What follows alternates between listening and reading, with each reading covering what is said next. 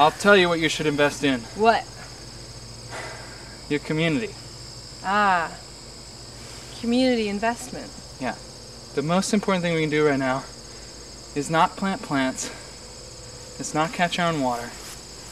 It's to develop relationships with the people around you. Because some people think about peak oil right now and think about where we're at is we've reached the top of this peak and we're standing on the peak looking down, and they think it's going to be a rough ride down to the bottom. But I don't really look at it that way anymore. I understand that it's important to see that, important to see that we're at a peak of production and a peak of consumption, and that these things will decrease and that the amount of energy we have available will decrease. But I've taken that peak and flipped it upside down. So now I see it as we were at the edge of this deep trough, this trough of oil, and we've dove in deep.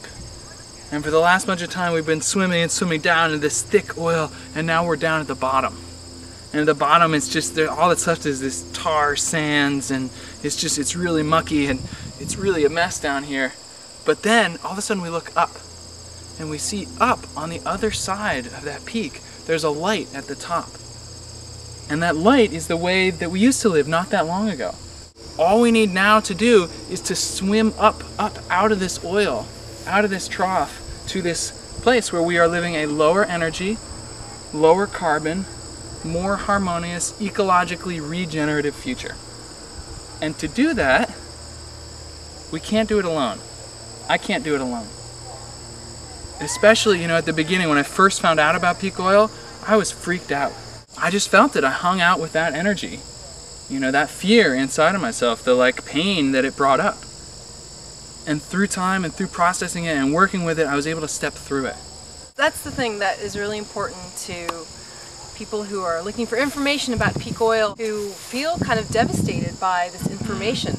And you can find the information, but there's not a lot of resources that are helping us pull out of this mind frame of we're doomed and it's the end of the world, and it's absolutely not. I like that permaculture provides a paradigm for this fresh start, and it gives you kind of a blueprint on how to start making things connect when we don't have that fossil fuel resource at our fingertips. Permaculturists are enthusiastic, they're excited, they see the changes coming, and they face it. They say, great, okay, I see the problem, we see what's happening, we could cringe and we could get upset and we could freak out about it, or we could face it, understand what it is, and then step towards solution.